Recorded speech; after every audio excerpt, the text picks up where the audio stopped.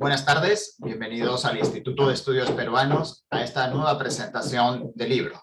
Hoy vamos a conversar sobre un libro recientemente aparecido en el Instituto de Estudios Peruanos, La expedición libertadora entre el Océano Pacífico y los Andes. Este es un libro que reúne más de 20 estudios realizados por historiadores e historiadoras peruanos y extranjeros, referidos a los diferentes aspectos militares, políticos, culturales, ideológicos, sociales y económicos de la expedición comandada por el general San Martín que llevó a la independencia del Perú, a la declaración de independencia en Lima del Perú, porque como vamos a ver a lo largo de esta presentación, la historia es siempre un poquito más compleja. La elaboración del libro estuvo a cargo, como les comentaba, de una serie de especialistas de diferentes países y de diferentes procedencias, pero que estuvo coordinada por 3 reconocidos historiadores peruanos: Carmen Makewi, Víctor Arrambide y Marcel Velázquez. Además, este libro tiene la particularidad de que es quizás uno de los últimos productos pre-pandemia. Fue el resultado de una reunión que tuvo lugar acá en Lima a finales del año 2019, cuando ninguno de nosotros sabíamos lo que se nos avecinaba, y ha sido posteriormente trabajado por los autores y por los editores hasta que hemos llegado a esta publicación. El libro apareció durante las primeras semanas del mes de agosto de 2021, poco después de la celebración del Bicentenario, y recién ahora estamos realizando esta presentación. Me recuerda justamente por interno Víctor Arrambide, que tal día como hoy, hace 201 años, fue el desembarco de San Martín. Entonces, de esa manera, sin haberlo pensado, pues acá tenemos una nueva efeméride que se junta con esta presentación del libro. Como les digo, es un libro voluminoso, es un libro de cerca de 600 páginas, con más de 20 ensayos de diferentes perspectivas, de diferentes entradas, de diferentes interpretaciones respecto a este capítulo de la historia peruana. Vamos a contar hoy con la presencia de los 3 autores. Víctor Arrambide es licenciado en Historia por la Universidad de San Marcos. Sus temas de interés giran en torno a la prensa y la formación del Estado-Nación. Es autor de El verdadero origen, la historia del diario oficial El Peruano, publicado en 2006, y de estudios preliminares de obras como Derecho Constitucional Filosófico, de Manuel Fuentes, y de la traducción de Lima y sus alrededores, de Camille Pardier-Federer. Carmen Makewi, a quien todos ustedes conocen, es historiadora y profesora de Historia Latinoamericana en la Universidad del Sur en Sewanee, en Mississippi. Su especialidad es la historia política de las ideas y de la guerra durante el siglo XIX. Entre sus últimos libros publicados están En pos de la República, Ensayos de Historia Republicana en el Perú, que fue publicado en una primera edición en 2013 y una segunda en 2020 por el Instituto de Estudios Peruanos. Marcel Velázquez es doctor en literatura latinoamericana por la Universidad Andina Simón Bolívar de Quito, Ecuador, bachiller en Derecho y diploma en Estudios de Género por la Pontificia Universidad Católica del Perú. Es licenciado y magíster en literatura por la Universidad de San Marcos, donde cursó el doctorado en Historia.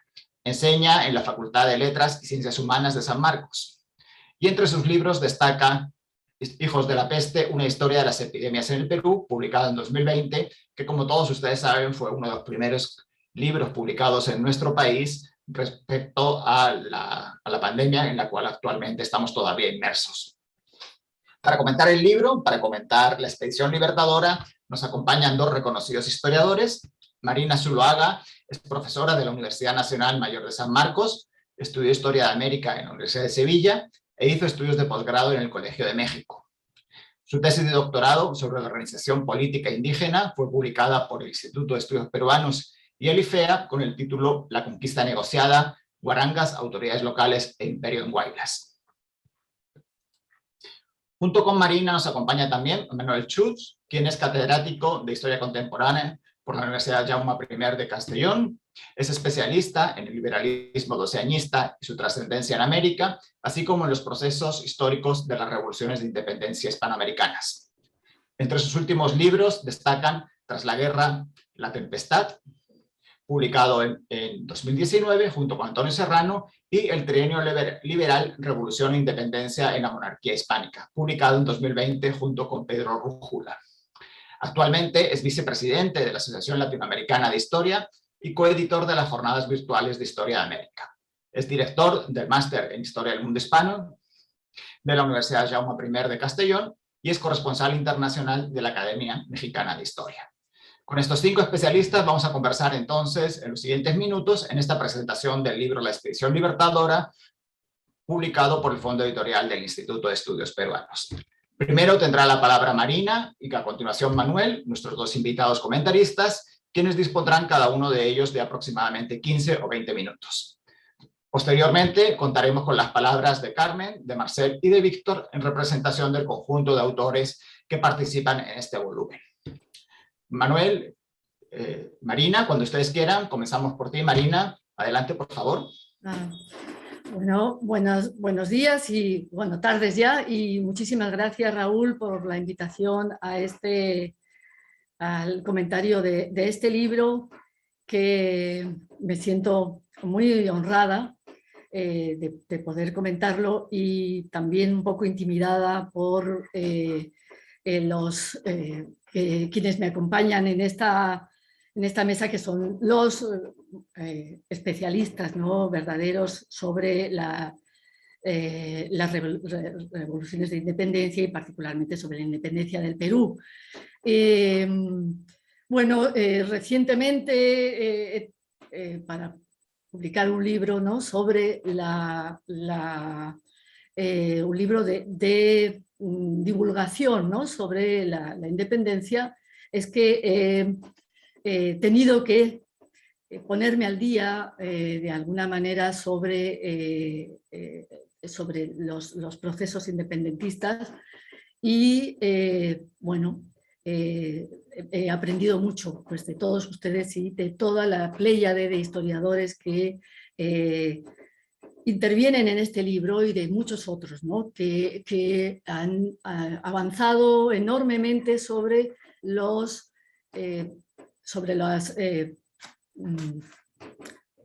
la revolución de independencia del Perú, ¿no? Bueno, este libro, que he leído con fruición y que me parece que va a ser difícil de comentar en su totalidad, por la extensión que tiene y por la riqueza también que genera, las perspectivas desde las que se abordan la expedición de la Libertadora del Perú. Sin embargo, es un libro que nos muestra, es una muestra más de la revolución historiográfica que se ha producido en los últimos años sobre las independencias americanas, y prueba este libro la eficacia del uso de la perspectiva comparativa y de la investigación colectiva para rescatar un cúmulo muy amplio de información, y para procesarla conjuntamente, ¿no? Reúne un conjunto de trabajos que tienen como eje, como su propio título indica, la expedición libertadora, y que combinan diversas escalas de aproximación: la transnacional, la nacional, la regional y la local. Estos múltiples abordajes permiten analizar el proceso en toda su complejidad, desde una perspectiva multidimensional y abarcadora, a la que se presta particularmente el análisis de la expedición libertadora, que fue un proyecto eminentemente transnacional que tuvo hondas repercusiones en el proceso independentista de América del Sur. Esta mirada globalizadora se aprecia en los artículos de Marcela Tarnabasio, de Beatriz Bragoni, Ana María Steuben, Pablo Ortenberg, Gabriel Cid, Víctor Peralta y Hilda Sábato, que abordan diversos aspectos que tienen que ver con la relación, ¿no?, transnacional de esta expedición, ¿no? Pero también, por otro lado, más de la mitad de los artículos del libro se ubican en una escala local y regional, que, sin dejar de tener en cuenta el contexto internacional, se centran en analizar los efectos de la expedición libertadora en diferentes ciudades y regiones peruanas, ¿no? Lima, como es una más de estas ciudades, que atrapa la atención de de varios artículos, ¿no? De Carmen Maqueu, de Ascensión Martínez, de Claudia Rosas, de Víctor Arrambide, de Sitina Maceo, ¿no? Diversas regiones del Perú y diversas ciudades tienen la atención de otros investigadores, como Huamanga, Nelson Pereira, Tarma, Gustavo Montoya, Huánuco, Gonzalo Zavala, Paita, Elizabeth Hernández, Cuzco, Margarita Jarro, Chancay, Luis Alberto Rosado, Chachapoyas, Juan José Rodríguez y Arequipa, Víctor Condori. Todos ellos reconocidísimos especialistas en la historia de sus propias regiones, ¿no?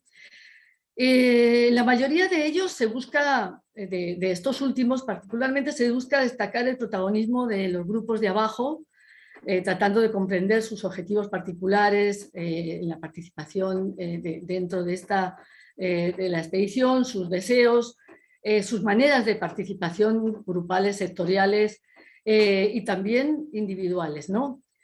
Tampoco se descuidan en el libro el análisis de la participación y de la importancia de los individuos y de los grupos dirigentes que son abordados por Pezuela, digamos, por Ascensión Martínez, Vicente Gil de Taboada, el intendente de la importante región de Trujillo en este proceso que la aborda San Díaz Pretel, Ana María Stuben, que profundiza mucho en las personalidades de O'Higgins y San Martín, sus relaciones y sus participación en el proceso, ¿no? Si bien el libro se centra en la expedición libertadora, abarca un arco temporal que la trasciende, ¿no? Algunos artículos, como el de Díaz Pretel sobre Trujillo, el de Margaret Najarro sobre Cuzco, dos regiones neurálgicas en este proceso, muestran el contexto inmediatamente anterior a la expedición libertadora en dos espacios esenciales, ¿no? El de Cuzco y el de Trujillo, y otros, por ejemplo, como el de Ottenberg o el de Juan José Rodríguez sobre Amazonas, exploran las diversas formas en que se proyecta la memoria de la expedición en las conmemoraciones de los siglos siguientes y la utilización política también e instrumental que va a ir tomando dentro de las complejas y convulsas a menudo relaciones que los tres países tuvieron a lo largo de los siglos XIX y XX, ¿no? En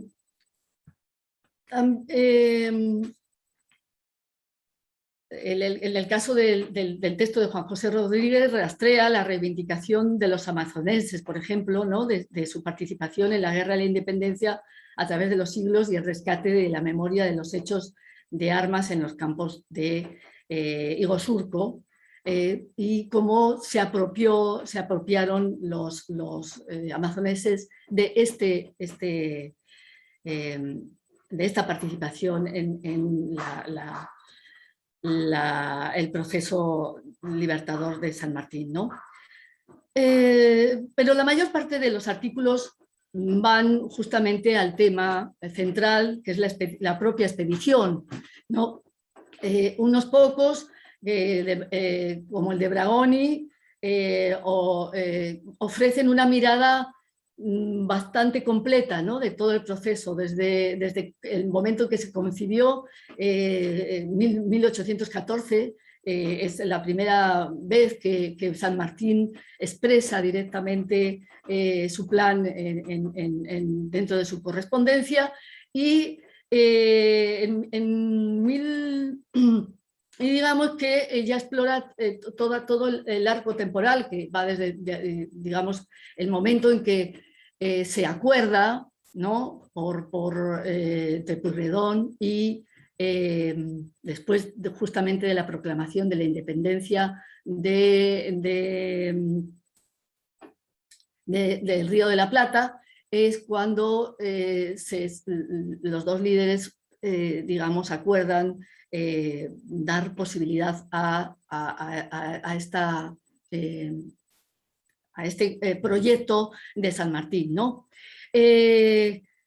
Y luego Beatriz Dragoni va, digamos, avanzando con la expedición libertadora a territorios de Chile, a territorio peruano, ¿no?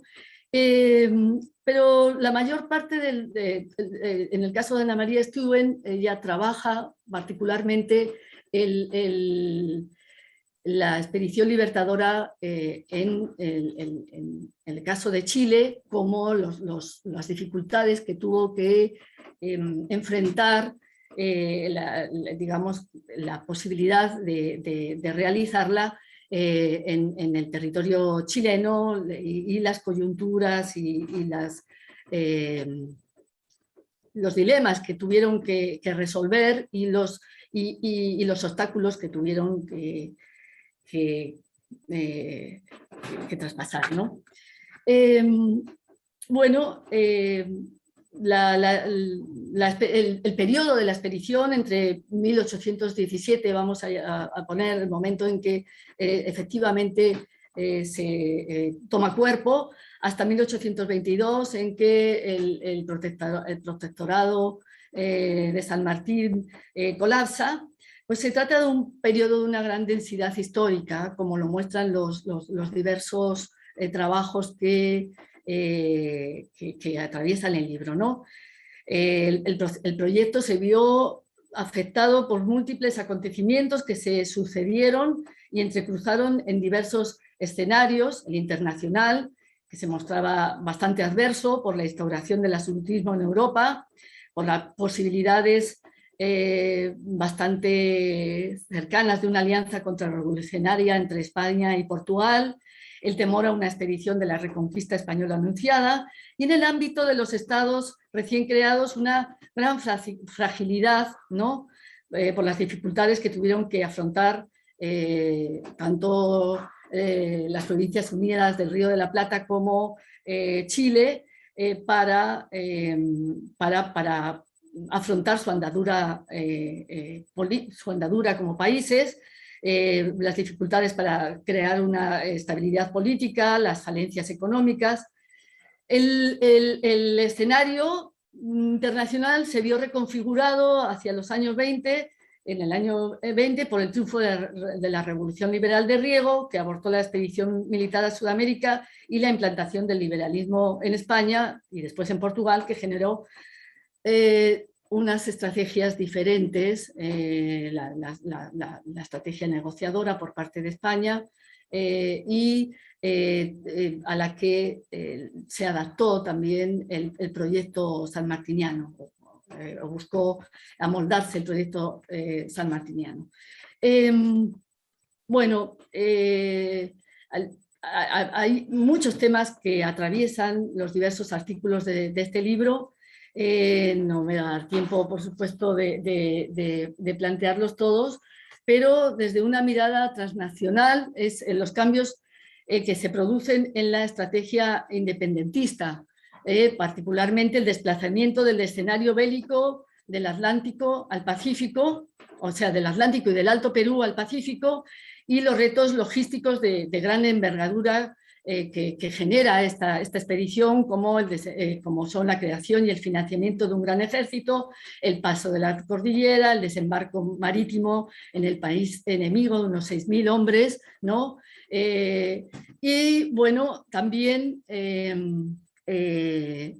otro cambio de estrategia es para el caso específico del Perú, es el desarrollo de una guerra no tanto frontal y militar, sino de una guerra de opinión, ¿no? Esta estrategia que para el territorio peruano, frente a la estrategia eminentemente militar que hubo para Chile, San Martín aborda hacia esta posibilidad, lo que genera también estrategias esta guerra de opinión, unas estrategias que Carmen McEvoy menciona, que la denomina de guerra virtual, ¿no? Una guerra virtual, y que Víctor Arrambide expresa en su artículo como la maquinaria, digamos, la principal arma de este ejército para enfrentar esta guerra de opinión es la imprenta, ¿no? Esta imprenta que va a llenar el territorio peruano de proclamas, de bandos, de periódicos, y también es una guerra de desinformación, ¿no? Una guerra que busca confundir al enemigo, atraer al enemigo, restarles también, digamos, posibilidades al enemigo, ¿no? Es una guerra, además, que se enfoca en hacia diversos públicos, a los soldados, a los indios, a las élites, y que, bueno, que va calando bastante fuertemente en la opinión pública, y que tiene mucho éxito, por lo menos al inicio, ¿no? Bueno, también en el texto se muestra también los mecanismos que permitieron la concatenación de la expedición libertadora entre los países que recién están surgiendo, Río de la Plata, de Chile y del Perú.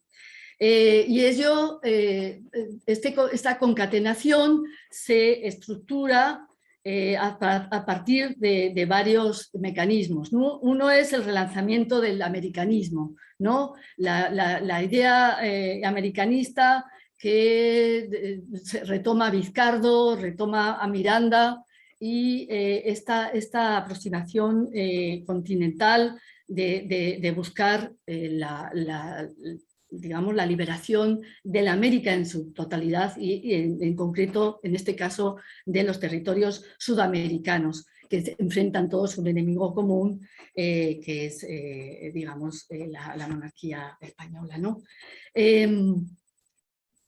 Digamos, la lógica americanista también genera la búsqueda de un horizonte político común, que por lo menos en los primeros años también este horizonte político común es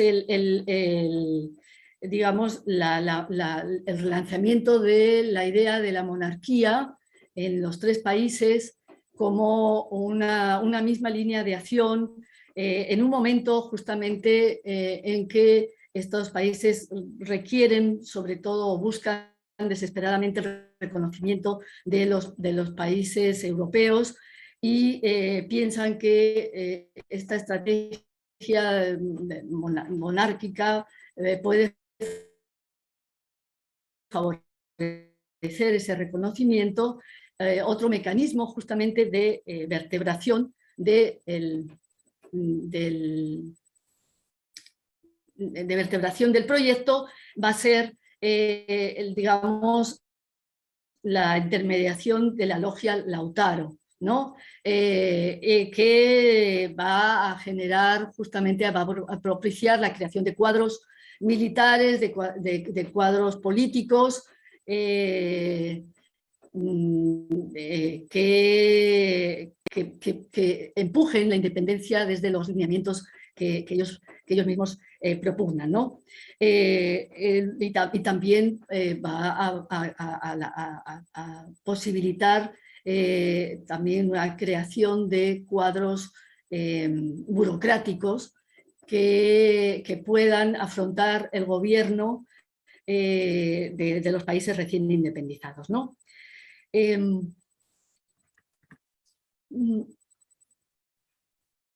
Estos instrumentos también, en el caso, también se muestra la conexión rioplatense chileno-peruana, a través de una red de mensajeros y espionaje analizada por Víctor Peralta, que va mostrando justamente las estrategias que tienen los emisarios enviados por San Martín al territorio peruano entre 1817 y 1818, primero el gobierno rioplatense, después desde Chile, y digamos que la idea era contactar a los patriotas, hacer propaganda, recabar información y contactar y dar apoyo financiero y logístico a los posibles disidentes, recoger propuestas independentistas, ¿no?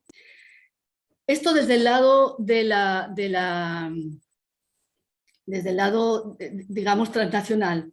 Desde el lado regional y local también se muestran otros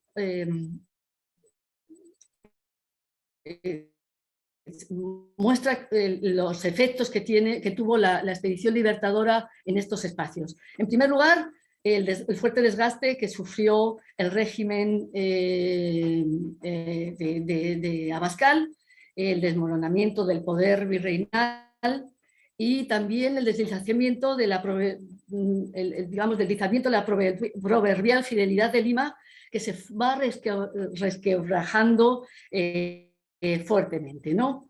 La opción de la independencia y el vocabulario independentista va a ir tomando, se va a ir generalizando, ya sea para rechazarlo o también para adherirse a él, ¿no? Pero es muy fuerte este impacto, quebrajamiento del régimen, digamos, del virreinal, ¿no? También, digamos, se configuró una gama muy amplia de respuestas, ¿no? Respuestas a nivel regional y a nivel local que son muy diferentes, ¿no? La expedición libertadora configuró una participación masiva de la población en el área central y norcentral a través de la estrategia de la guerra de guerrillas, que involucró a todas las capas de la población y confirió protagonismo en los espacios regionales. Pero además, en los textos valiosísimos de los autores que trabajan en estos niveles regionales y locales, me parece que trazan una especie de geografía de la disidencia, ¿no? Van mostrando justamente, analizando ya muy en profundidad los aspectos locales, por ejemplo, el análisis de la configuración sociopolítica de la población local, las especializaciones económicas, el rastreo de los efectos de las políticas borbónicas en cada caso, van configurando escenarios en los que las fuerzas se van alineando en torno a una digamos, al régimen patriota o al rey, ¿no? Digamos, esto se muestra muy bien, por ejemplo, en Huamanga, por ejemplo, donde diversos, digamos, Igüe y Nelson Pereira han mostrado justamente, Cecilia Méndez también, han mostrado la peculiaridad de algunos espacios que mostraron una fidelidad a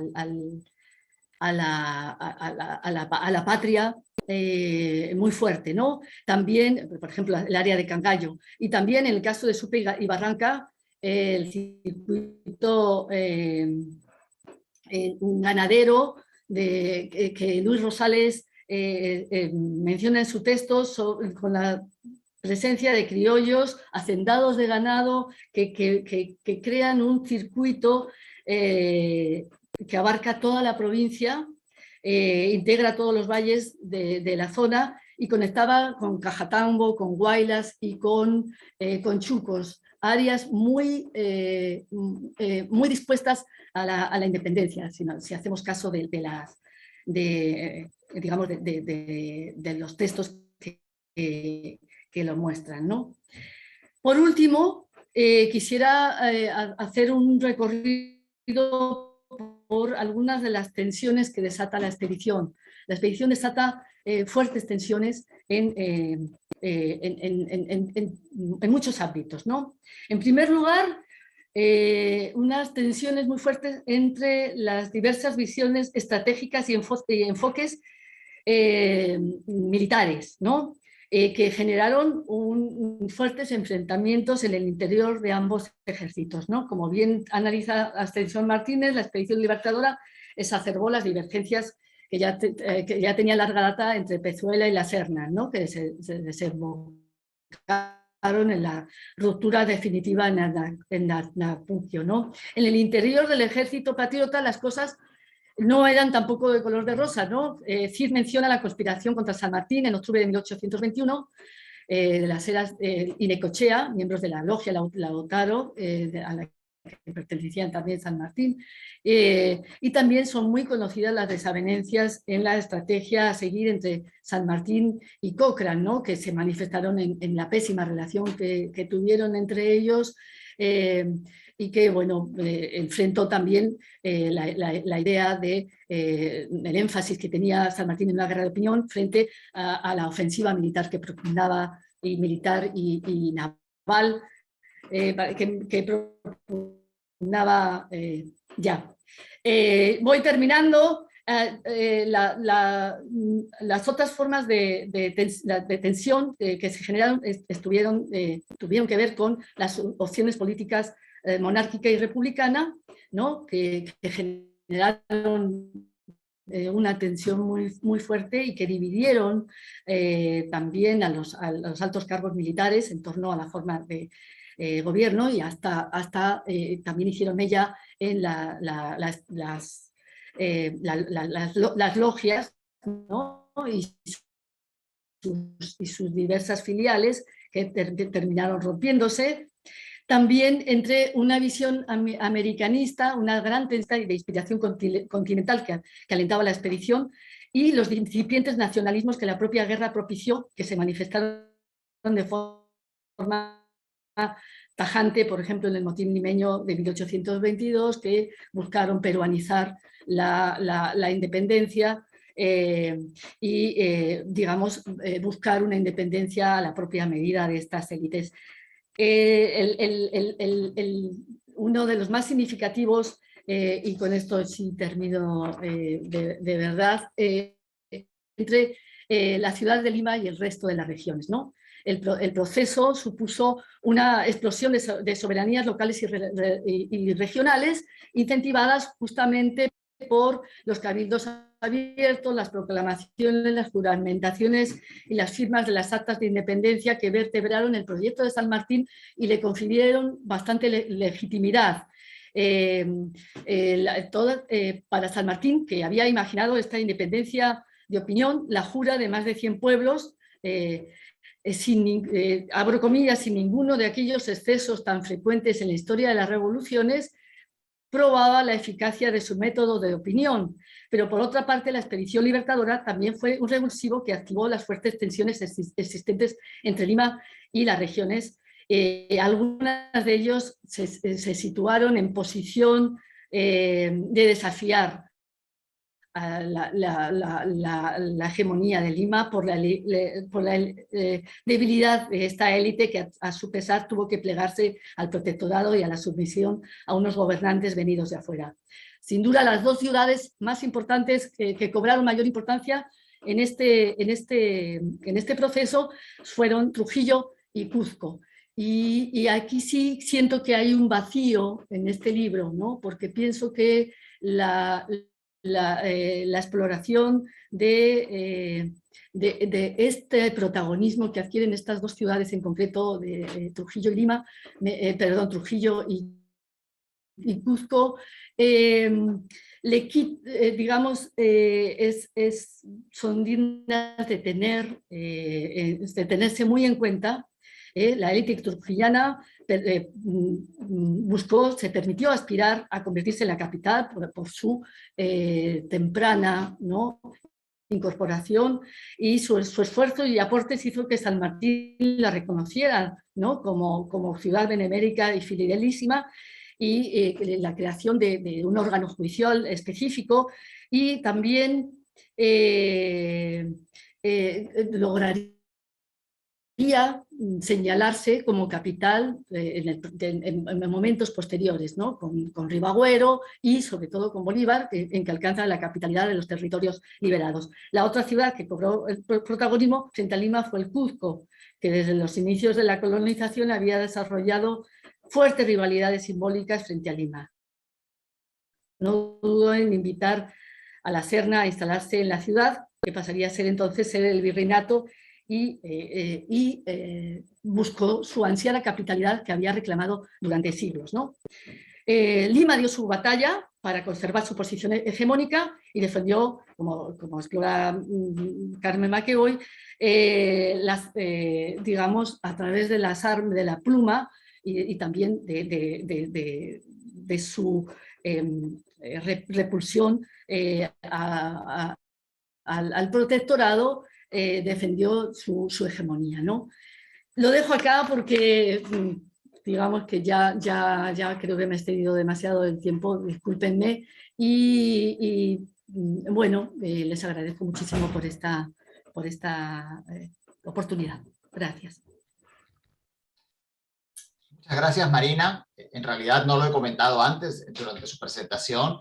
Marina Zuloaga es autora del libro que vamos a publicar en las próximas semanas en el Instituto de Estudios Peruanos como parte de una nueva colección titulada Historias Mínimas Republicanas, dirigidas a poner al alcance de un público amplio los conocimientos de los historiadores profesionales desarrollados a lo largo de los últimos años. Esta colección va a comenzar con diversos volúmenes que van a empezar a publicarse a partir de mediados de este mes de septiembre y comienzos de octubre. Marina es autora de uno de estos textos. Como ella nos ha señalado, este libro que hoy presentamos, La Expedición Libertadora, una de las cualidades fundamentales que tiene es precisamente su multidimensionalidad. Multidimensionalidad en términos de los espacios que abarca, de espacios geográficos. No únicamente sigue los pasos de la expedición de San Martín, sino también de sus ondas expansivas a lo largo de todo el Perú y a lo largo de toda América, e incluso sus influencias en Europa. Es multidimensional también por el tipo de actores que están involucrados y que son estudiados en el libro: militares, políticos, ideólogos y también personas comunes que acompañaban o que vieron influida su vida por la expedición libertadora. Y es multidimensional en torno a los aspectos que trata: aspectos militares, políticos, económicos, ideológicos. A continuación le voy a dar la palabra a Manuel. Manuel Chust es, como ya dije antes, profesor de la Universidad Jaume I de Castellón, es especialista en liberalismo hispánico y también en la influencia de este liberalismo en América. Antes de darle la palabra a Manuel, solo recordarles que, por ser hoy el día de la presentación, la Expedición Libertadora está con un descuento del 20%. Para acceder a este descuento, ustedes deben entrar en la página web del Fondo Editorial del Instituto de Estudios Peruanos y allí colocar el código de descuento La Expedición Libertadora, todo junto. Las instrucciones las pueden encontrar también ustedes en el primer mensaje de los comentarios de Facebook de esta presentación. Sin más, Manuel, te doy la palabra. Muchas gracias por acompañarnos en esta presentación. Muchísimas gracias a los organizadores y felicidades a los editores de este libro, Víctor Arrambide, Carmen McEvoy, Marcel Velázquez, que tiene por título La Expedición Libertadora y que tiene por un subtítulo, me parece, muy acertado. Y voy a intentar decir por qué en estos minutos que tengo: entre el Océano Pacífico y los Andes. Agradecido por la invitación a la presentación de este libro y agradecido también a la profesora Marina Zuloaga, porque con su exposición magnífica, me va a ahorrar entrar en muchos de los detalles que ha entrado en diseccionar el libro y que yo espero no repetirme, aunque en algunos considerando y algunos aspectos va a ser así, obviamente. Y quisiera también felicitar al Instituto de Estudios Peruanos por la edición de este, voy a llamar voluminoso libro, ya me han comentado, más de 600 páginas en papel. Yo también tengo la fortuna de tenerlo en digital. En digital son 1362, pero que, como ahora diré, se leen muy bien gracias a, creo, dos cosas. Una, la organización del libro y dos, la pluma de los autores y de las autoras. Y también a Corín Guzmán, porque ha manejado perfectamente todos los entramados de la organización. Yo voy a empezar por el final, si se me permite, y como si no se me interrumpe o se va a cortar la emisión, pues se me va a permitir. Yo quiero decirle a los que nos van a ver, nos están viendo, que tienen que leer este libro. Ese es el final. Y en los, espero, 15 minutos, aunque no prometo nada de que sean así, pero voy a intentarlo. Voy a intentar proponerles por qué, no sé si demostrarles por qué, en 4 puntos.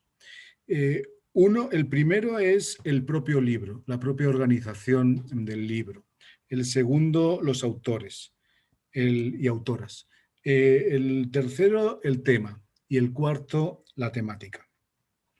Respecto al libro, el libro está pensado, está muy bien pensado, está muy bien organizado, está muy bien estructurado y se da cuenta uno cuando ve la estructura del índice que está muy bien organizado, como estaba diciendo.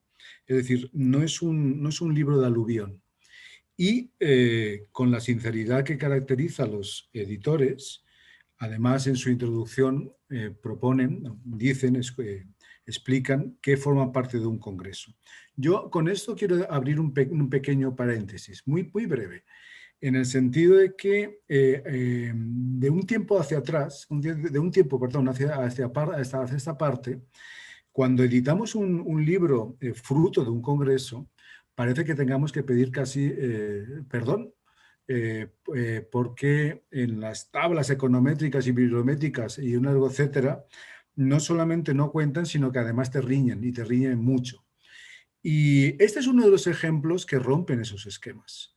Porque una cosa, y yo evidentemente lo comprendo sin participar, es que uno publique un libro de aluvión respecto a un congreso mayúsculo de una asociación muy grande.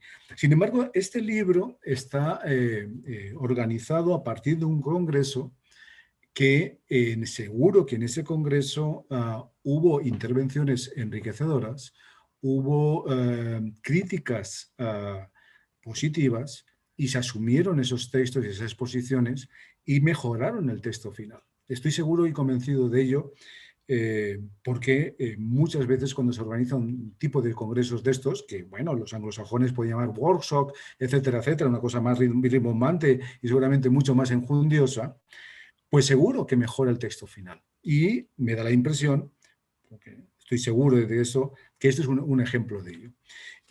Y esa organización se ve efectivamente en esas 4 partes, en donde la primera, como ha aludido la profesora Zuloaga, está dedicada al objeto de este libro, que es la expedición libertadora.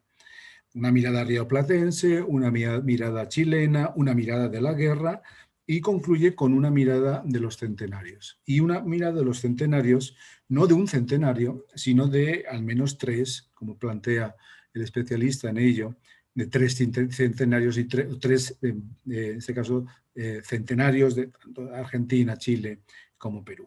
El segundo es el gobierno. El gobierno de los malos, o de los contrarrevolucionarios, o de los que van a estar superados, pero también cómo se organiza o se puede organizar algo que a mí siempre me ha llevado mucho la atención y obviamente no he podido investigar, pero sí que he intentado leer, y es cómo se organiza un gobierno estatal o los resortes de un Estado en medio de una guerra. Y de una guerra, en este caso, vencedora, pero si es una guerra perdedora, aún la cosa es mucho más difícil de rastrearlos.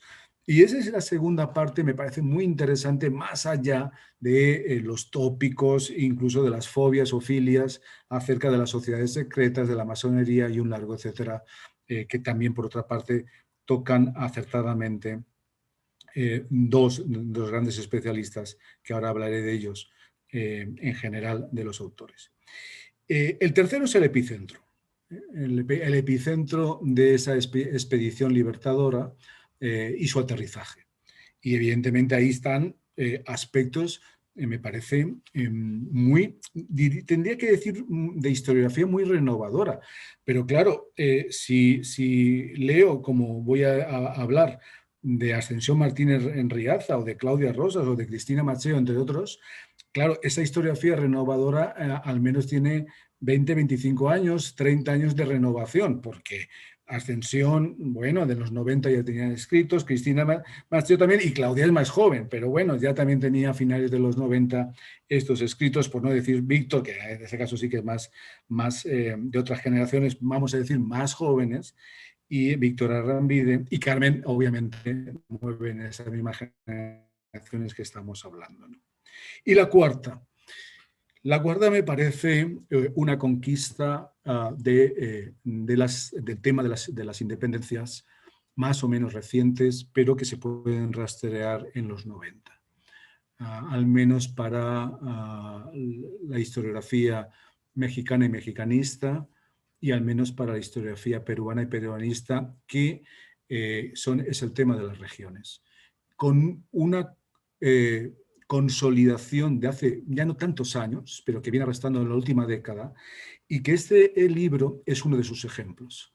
Cómo dedica prácticamente el 50% de sus autores y de sus páginas y de su organización a establecer qué pasa, en este caso con el sujeto del tema, la expedición libertadora, en su entrada a Lima y por lo tanto el planteamiento del acta de independencia, que sería el elemento central y el elemento más vistoso, quizá más patriótico y también nacionalista, sino qué pasa en las regiones y en sus contradicciones regionales, en sus diversos momentos regionales, en su dinámica también desde el año 20 hasta el año 24, y evidentemente sus actores reconocibles y actores sin rostro, en el sentido de actores sociales, actores económicos, actores étnicos y también actores raciales. A mí me parece que el libro, además de todo, adquiere una dimensión no solamente espacial, intraandina, intraperuana,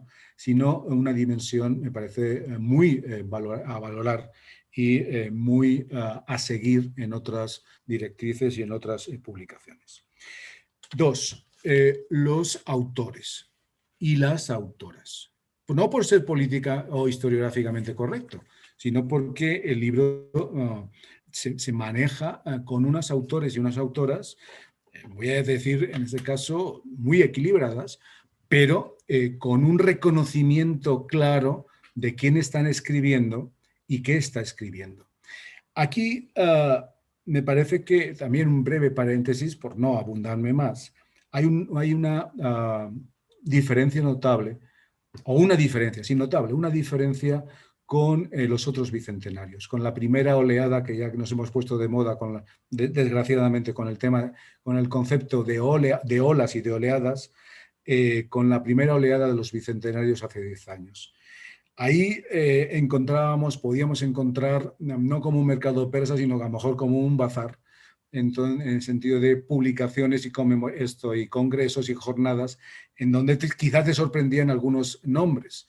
En este caso, en estos bicentenarios no te sorprenden esos nombres. Me refiero por nombres que legítimamente también se dedicaban a otros temas y aterrizaban a decir algo sobre esos bicentenarios. Aquí, en este bicentenario de los años 20, tanto en el caso del Perú como en el caso de México y Centroamérica, que son los que en general se están conmemorando, no existe esto. No hay alguien que te sorprenda en este caso, sino que son autores y autoras que tienen una larga trayectoria o una corta trayectoria, pero que están especializados desde su formación en estos temas. Y no voy a leer la larga lista, Marina los ha mencionado. Pero claro, un libro que empieza con Marcela Ternavasio y acaba con Hilda Sábato, podemos decir, bueno, a lo mejor hay una polarización de una visión argentina. No es el caso.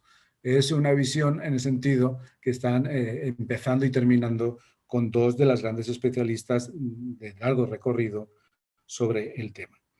Es una nómina de historiadores y de historiadoras, hasta 23, con cerca de 20 universidades y de 5 países. No es que no me importa mucho la nacionalidad, me importaría un poco más su formación. Y evidentemente como estoy insistiendo a qué se están dedicando. Y evidentemente vienen de una trayectoria, algunos de los 90, otros del principio de los años 2000, en donde se está fraguando, quizá la primera ola de los bicentenarios, de la conmemoración de los bicentenarios, ya se podía rastrear una auténtica y gran renovación historiográfica sobre uno de los temas centrales, no solamente a niveles nacionales, que eso me preocupa menos, a niveles nacionales iberoamericanos, sino como uno de los grandes temas centrales de la historia contemporánea universal. Otra cosa es que los manuales que por otra parte manejamos, tanto aquí, me refiero en España y en Europa, como en América Latina, lo omitan y lo elidan. Eso es otra cosa.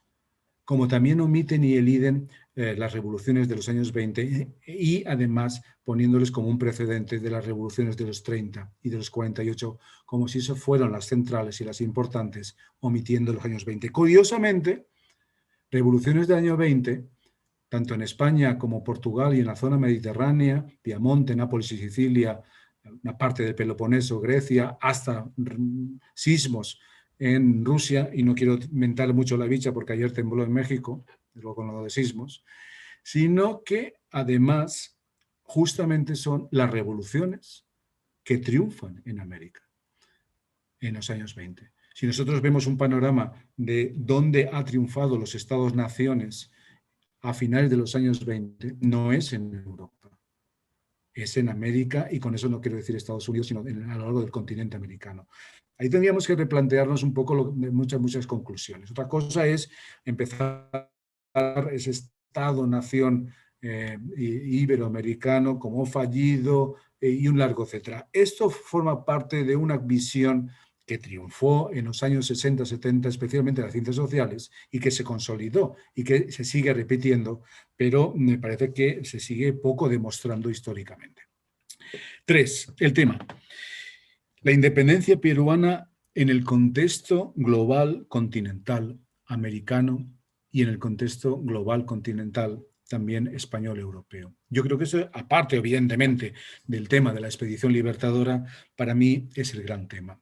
Y es un tema que, a diferencia, y ahora voy a decir lo contrario, a diferencia de muchos congresos y jornadas y un largo etcétera, añoradamente presenciales en la oleada de conmemoraciones bicentenarias de los años 10, ahora en esta también oleada de conmemoraciones más sectoriales, más nacionales de los años 20, que me parece de una riqueza visual y auditiva, pero desgraciadamente no presencial, colosal, me da la impresión de que en aquel momento de los años 10, fuera porque hubiera más países iberoamericanos que conmemoraban y también celebraron esos bicentenarios, fuera por lo que sea, ha persistido un enfoque en estas conmemoraciones de los años 20 y aún quedan en la celebración o la conmemoración de México y Centroamérica, quizá más nacional que en el contexto continental. Si nosotros hacemos una visión general de todos estos, que se va a ser auténticamente imposible, queda, a mi forma de ver, demasiado un análisis del momento, no solamente presentista, sino del momento nacional, y se pierde un poco el contexto americano, continental y europeo. No es una crítica, sino simplemente es una apreciación. No es el caso del libro que contrasta con esto, y no fue el caso del Congreso que originó a este libro. Y en ese sentido, me parece que sigue habiendo una contradicción. Buena parte una parte importante de esa historiografía latinoamericana y latinoamericanista que se sigue dedicando a la historia de las independencias, hace 50 años en el mismo libro que dio fruto al famoso artículo de Spalding Bonilla o Bonilla Spalding y su concepto, el de la independencia conquistada, concedida, que solamente sale una vez en su artículo. Intenté contarlos y me salía solamente una vez. Bueno, hace 50 años, en ese mismo libro hay un artículo de Sony en el que dice, en 1900, hace 50 años, que ya se han escrito muchas páginas sobre las independencias y seguramente se escribirán más. Tenía totalmente la razón, hace 50 años, seguimos hablando de las independencias.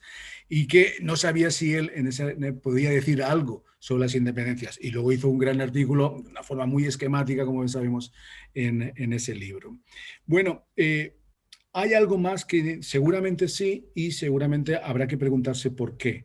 Y en esa cuestión, creo que es importante reseñar que este libro y aquel congreso tiene muy presente que hay que explicar la independencia del Perú en el contexto al menos continental suramericano y en el contexto de la relación de los años 20 con lo que está pasando también, no en la metrópoli, sino en la España liberal del denominado trienio liberal, y en el contexto de una Europa no solamente contrarrevolucionaria en un sentido conservador y liberal, sino en un sentido absolutista. Y ahí hay una frontera muy grande, porque se tienden a confundir los conceptos conservadores, moderados, etcétera, etcétera, con el concepto absolutismo. El absolutismo nunca fue conservador, porque conservador es un calificativo acerca de una posición política que se atribuyó después al liberalismo.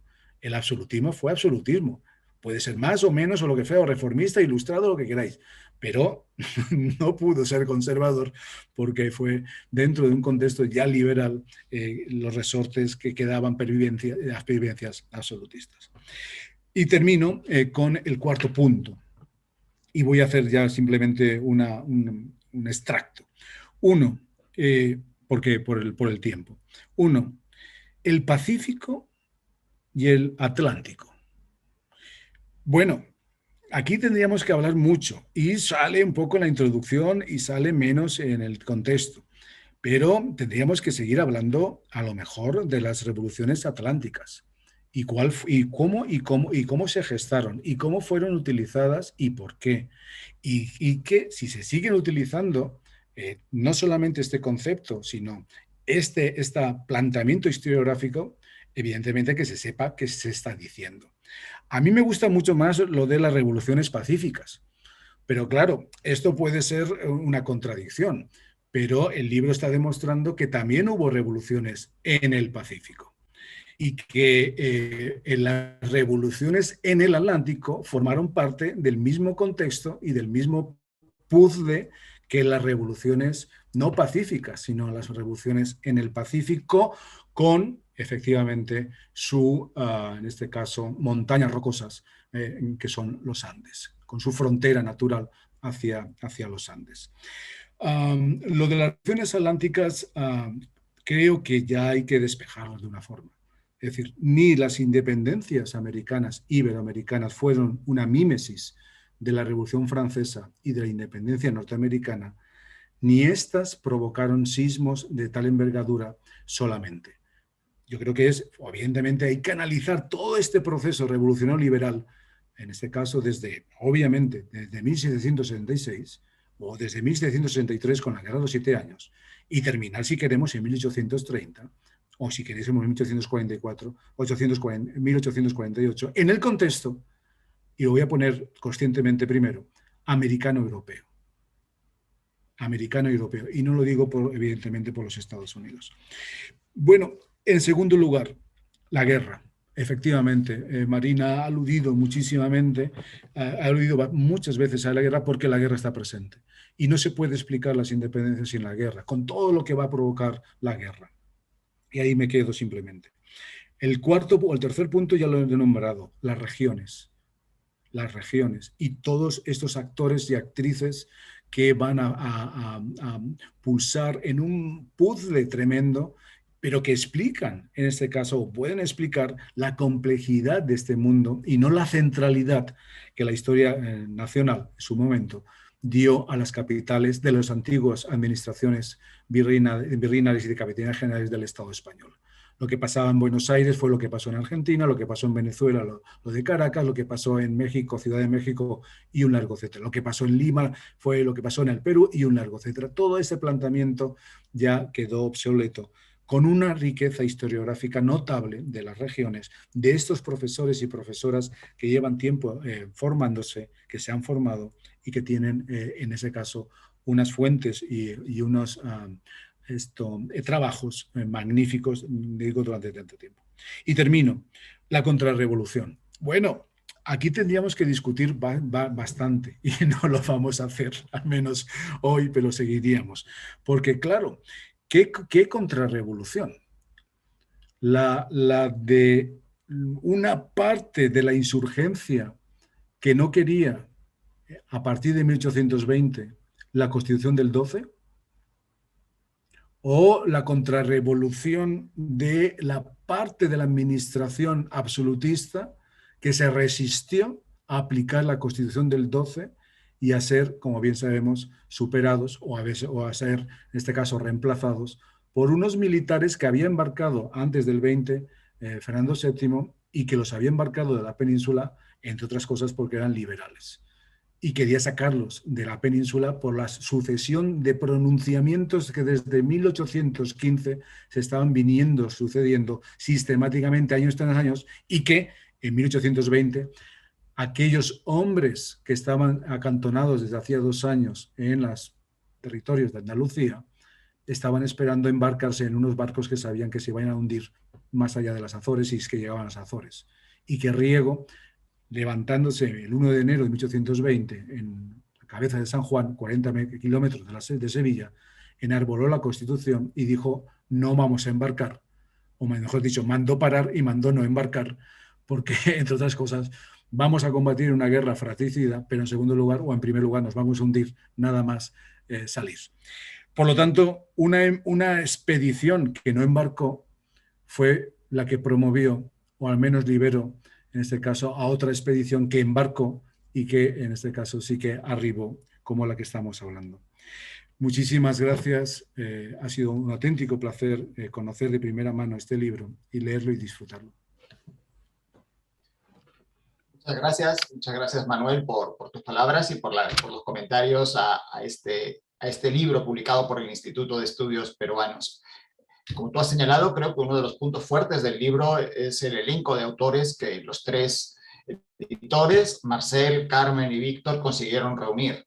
Un elenco de autores no solamente peruanos, sino también de otros países de nuestro entorno y de diversas generaciones historiográficas que han podido reunir acá todos sus trabajos en este libro que presentamos hoy. En este sentido, el libro es un compilado, casi una triangulación de miradas historiográficas concentradas en un único suceso, pero que permiten descubrir la realidad de tramas subyacentes que llevan a esta expedición libertadora.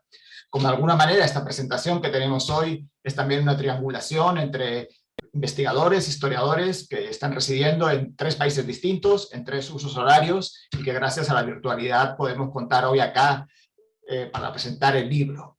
Le voy a dar la palabra ahora a los 3 editores del libro, a Carmen, a Víctor y a Marcel, para que nos cuenten un poco cómo fue la gestación de este libro, cómo fue la idea original en aquel momento prepandemia y cómo ha sido el desafío de compilar este libro en el contexto que todos vivimos y con este elenco tan diverso de temas, de historiadores y de enfoques. Carmen tendrá la palabra primero, a continuación Víctor y Marcel. No tengo que presentar a ninguno de los tres porque los tres son sobradamente conocidos, los tres son destacados historiadores peruanos que han publicado y que siguen publicando en la actualidad y que estamos muy orgullosos de tener en nuestro fondo editorial. Carmen, adelante cuando quieras. Bueno, primero que nada, buenas tardes a la audiencia, agradecida de las palabras de Marina y de Manuel. Realmente trata de ser un libro de síntesis, pero que se abre, porque justamente por lo que dice Manuel, ¿no? Porque abre nuevas preguntas a un nuevo, digamos, camino que a partir de estas preguntas pueden comenzar a crear, ¿no? Entonces esa idea de en cierto momento pararte y mirar todo lo que has logrado, todo lo que has obtenido, la riqueza de la historiografía peruana, ¿no? Desde el punto de vista de los peruanos, pero también de los peruanistas, ¿no? Algo que hay que abrazar, que hay que reconocer, que hay que respetar, ¿no? Y yo creo que acá quiero agradecer al IEP, ¿no? Porque este tipo de libros no pueden ser posibles sin casas editoriales, ¿no? Casas editoriales que los abracen en momentos difíciles, en momentos de crisis como el que estamos viviendo, pero también en algo que hemos tratado de reconocer en el proyecto especial Bicentenario, que ha sido la recopilación de fuentes que ocurren durante el sesquicentenario, ¿no? Así como dice Manuel,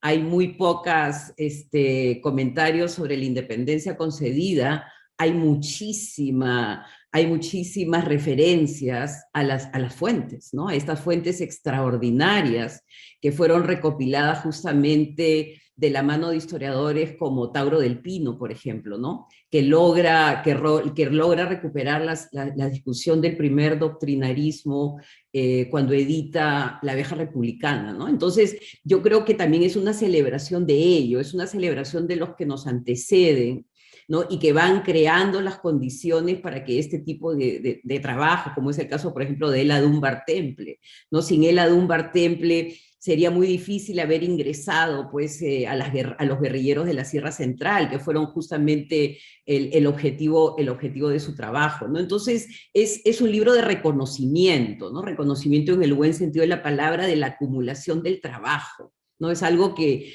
nosotros como equipo, con Víctor y con Marcel nos propusimos hacer, ¿no? Hasta dónde hemos llegado, cómo se han recopilado estas fuentes y cómo lo que se necesita es poner juntas todas estas energías, ¿no? Como dice Basadre en su libro El azar en la historia, porque también es una historia del azar, ¿no? Es la historia de decisiones que se van tomando en diversos lugares digamos, del mundo y que van creando efectos muchas veces no esperados, ¿no? La columna guerrillera que entra a la sierra, que es la que abre un abanico de posibilidades políticas, mientras que la otra se va a Huaura y Lima es, digamos, el interlocutor, ¿no? Entonces, yo creo que eso es lo fascinante de la historia, ¿no? Cuando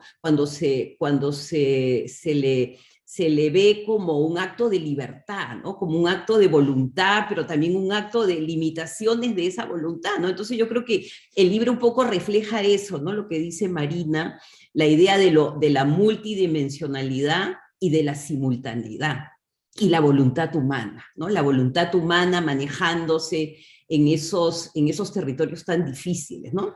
Entonces, primero que nada, yo creo que acá hay que agradecer a San Marcos, ¿no?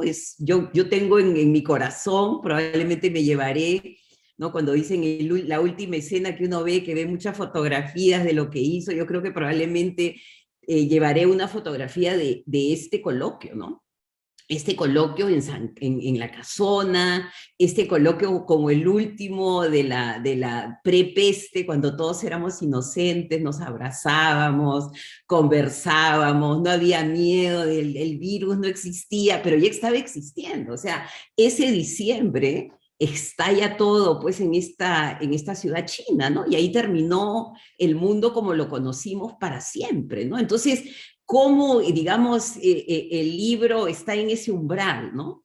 en ese umbral de un intento de lo colectivo, de un intento de encontrarnos todos, porque pudimos, gracias pues a la Embajada de Chile, de Argentina, de Irlanda, San Marcos, el proyecto especial Bicentenario, cuando esto era posible, ¿no? Cuando la crisis no nos estaba devorando.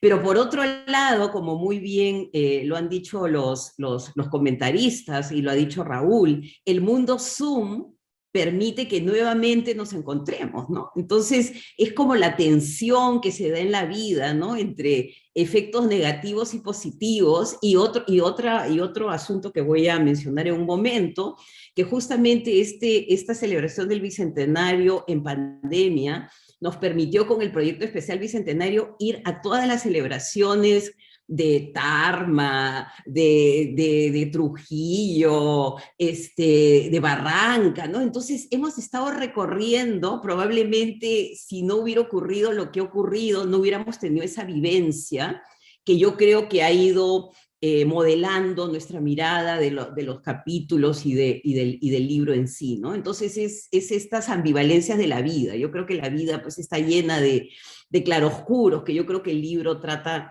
de reflejar, ¿no? Entonces, la nostalgia de los encuentros, y algo que me vino a la mente cuando hablaba Manuel, ¿no? de esta universalización, ¿no? No quiero ser pretenciosa, pero universalización del caso peruano, ¿no? La universalización de nuestra independencia, que es riquísima, ¿no? En actores, en planos, en decisiones, en voluntades, ¿no? Está la Serna, pero está San Martín, pero está Arenales, ¿no? Todos pugnando, los guerrilleros, o sea, todos con sus propios miradas de la libertad, ¿no? Y de lo que significa ser autónomo, ¿no? Porque esta idea de expedición libertadora también es una idea muy potente, ¿no? Es la expedición por la libertad, ¿no? Entonces, esta libertad que se va reformulando, se va reinterpretando cuando llegan a Piura, cuando llega Cochrane, está avistando las cosas. Entonces, yo pienso que es y no lo digo como peruana, ¿no? Los peruanos siempre queremos ser únicos desde la comida hasta lo que nos ocurre, pero yo creo que sí lo somos, o sea, nos pasan cosas totalmente insólitas. Entonces, yo creo que esta expedición hay que ponerla, y estoy de acuerdo con Manuel, hay que ponerla en la discusión, digamos, mundial, ¿no? De lo que pagan los pueblos para ser libres, ¿no? Y lo que cuesta, digamos, este tipo de iniciativa, ¿no? Y recuerdo mucho cuando estaba Manuel hablando digamos, de Latinoamérica, forjando su lugar, de este coloquio que hubo en 1995 en Bogotá, Colombia. Era la etapa de los extraditables, ¿no? La embajada norteamericana estaba totalmente tapada con marines, y ahí está Hilda Sábato, François Javier Guerra, el profesor Anino, y se da este coloquio que probablemente ustedes también lo tienen como referencia, que es Ciudadanía Política y Formación de las Naciones, Perspectivas Históricas de América Latina, ¿no? Yo creo que ahí 1995, como estaba diciendo Manuel, en el caso generacional, ¿no? Yo era de las generaciones, digamos, juniors, ¿no? Y iba a escuchar a estos grandes autores que estaban hablando ya de ciudadanía, de pensamiento político, de formación del Estado. Entonces yo creo que ahí ha habido también una influencia, ¿no? Y que con el caso de Hilda, que ella muy bien cierra este volumen, ¿no? Es un poco un homenaje, ¿no? A esta generación que nos fue introduciendo en nuevos conceptos de la historia política y que ahora pues han sido aplicados, ¿no? Para poder un poco desembarazarnos de estas jingles, como le llamo yo, ¿no? Que son como frases fáciles, que tratan de englobar lo que es sumamente complejo, ¿no? Yo creo que acá es un poco habernos atrevido a enfrentar la complejidad, ¿no? Esta complejidad que uno, digamos, por cuestiones organizativas las ubica en capítulos, pero que trascienden los capítulos, ¿no? Porque como muy bien dice Marina, ¿no? Marina dice, nos faltaría más escuchar de Cusco, de Arequipa. Yo creo que nos faltaría escuchar de Tarma, ¿no? Cuando Tarma, digamos, en uno de sus consejos municipales dice, vámonos a independizar a Lima. O sea, los tarmeños, que yo creo que ese es un concepto muy importante el que has mencionado, que un poco lo estoy trabajando yo también en un libro que quiero publicar sobre la independencia, cómo las periferias están mirando para reposicionarse, ¿no? O sea, todo este mundo periférico que ha visto a Lima como el centro, como la que decide, como la que tiene los huesos de los santos, ¿no? Tienes una suerte de centro cósmico, todo eso se derrumba, ¿no? Entonces Tarma está pues también queriendo ser Huamachuco, que es la patria chica de Sánchez Carrión, es la benemérita ciudad de Ayacucho, que va a permitir que acoger a los ejércitos que se van a ir, digamos, a la batalla, ¿no? Entonces, cada región, cada provincia, y más adelante, ¿no? Provincias que quieren ser distritos, distritos que quieren ser departamentos, ¿no? Todo eso que va a ocurrir después, que es el tema de la gobernabilidad republicana, que viene de una herencia de haber participado. Yo estuve ahí. O sea, yo participé, yo di mi cuota, como muy bien lo dice Francisco Javier Mariátegui, ¿no? Cuando Pasoldán quiere endiosar a San Martín y ponerlo como el centro, no, dice Mariátegui, dice, los guerrilleros de la sierra ya estaban operando en 1810. O sea, ellos ya estaban pensando en términos, digamos, de autonomía, como lo que ocurre con Arce, que participa pues en la rebelión del Cusco y después está de asambleísta en Lima, ¿no? Entonces, yo creo que esa riqueza conceptual, lo que muy bien ha mencionado Manuel Chus, que sorprende cuando tú ves todo el trabajo colectivo. Yo creo que acá lo lindo y lo que se extraña del mundo pre-COVID es la reunión del colectivo, ¿no? La reunión del grupo humano, ¿no? Que se va a la cripta de los héroes, que se va a caminar por el río Rímac, que se toma su pisco sour y que conversa de lo que está haciendo, ¿no? Esa es la parte que yo creo que ha sido riquísima de este coloquio, ¿no? Que prácticamente pudimos traer a todos, ¿no? Vinieron muchos extranjeros, pero también vinieron historiadores de provincia y estuvimos 3 días conversando sobre esta expedición libertadora, como quisimos hacerlo con Marcel y Víctor en la Casona, ¿no? Donde estaba Toribio Rodríguez de Mendoza con sus discípulos, ¿no? Entonces como que lo pensamos mucho, ¿no? Y por cuestiones de presupuesto, ¿no? Estas cosas que tiene el azar, no lo hicimos en el 2020, sino lo hicimos en el 2019 porque quedaban presupuestos porque si no, no lo hubiéramos podido hacer, o sea, venía la peste. Entonces hay cuestiones de azar también, en la manera como uno convoca, como uno organiza, momentos como, digamos, mágicos, donde pueden ocurrir cosas que después ya no se pueden volver a repetir, ¿no? Entonces yo creo que en el sentido de cómo fue, me parece importante, ¿no? Después, lo del IEP, ¿no? Esta relación con Ludwig, ¿no? Con Ludwig Huber, al que también quiero agradecer y celebrar, ¿no? Cómo desde el principio le pareció que era algo ambicioso, que eran muchísimas páginas, pero que no tuvo ningún reparo en decir, nosotros queremos publicar este libro, porque creemos que es el gran aporte de la historiografía peruana en el año de la independencia. Entonces agradezco mucho eso, esa apuesta, ¿no? Y que después viene la crisis económica, como muy bien lo sabe Raúl, él volvió a retomar el libro, pero que digamos son decisiones difíciles, ¿no? En estos momentos que sabemos que los recursos están yendo para otro tipo digamos, para resolver otro tipo de problemas, ¿no? Entonces, ahora, el tema, por ejemplo, de la manera cómo se organizaron los artículos, y acá probablemente Marcel y Víctor también van a compartir con ustedes, ¿no? Pero era el tema de ir desempacando, ¿no? ¿No? Como una decisión, ¿no? Como lo que comienza a contar Marcela, que es un artículo fantástico, porque es todo el tema de las probabilidades, ¿no? Y como muchas veces una decisión que se toma en algún lugar tiene efectos, ¿no? Que no los estaba esperando, como muy bien dice Manuel, y que me ha dado una idea fantástica de las revoluciones en el Pacífico, ¿no? Cómo el eje cambia, ¿no? Y al cambiar el eje aparecen nuevos actores. Pero por otro lado, cómo las decisiones de San Martín de desobedecer al Congreso, que le había otorgado un permiso muy acotado, ¿no? Era el permiso de hacer la expedición, pero la decisión de Monteagudo y de San Martín de quedarse en Lima abre todo un abanico de posibilidades que terminan en esa gran discusión que yo creo que el próximo año la tenemos que celebrar con los 200 años de la fundación de la República del Perú, que es la discusión monarquía-república, ¿no? Que probablemente es una de las discusiones teóricas más ricas que se han dado, ¿no? Porque digamos, vienen los libertadores primero a protegerte y después a imponerte un sistema por el que tú no has peleado, ¿no? Entonces, ¿cómo esto, y esto es algo que nosotros tenemos en mente para el próximo año, cómo esta discusión sirve para que en las regiones también se discuta la importancia de finalmente tener la autonomía política y no volver al sistema monárquico, ¿no?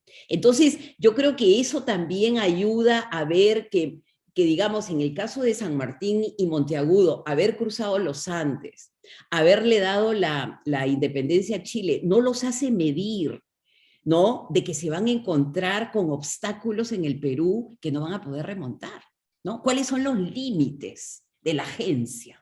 ¿No? Yo creo que eso también se ve claro en el libro, ¿no? Los límites de la agencia humana, digamos, que hay desarrollos históricos que muchas veces tienen que parar, ¿no? Que tú no puedes seguir, y es el caso cuando San Martín decide, digamos, irse del Perú, ¿no? Porque ya no podía entrar en el juego político porque ya lo había perdido, ¿no? A nivel, digamos, teórico y a nivel doctrinal, ¿no?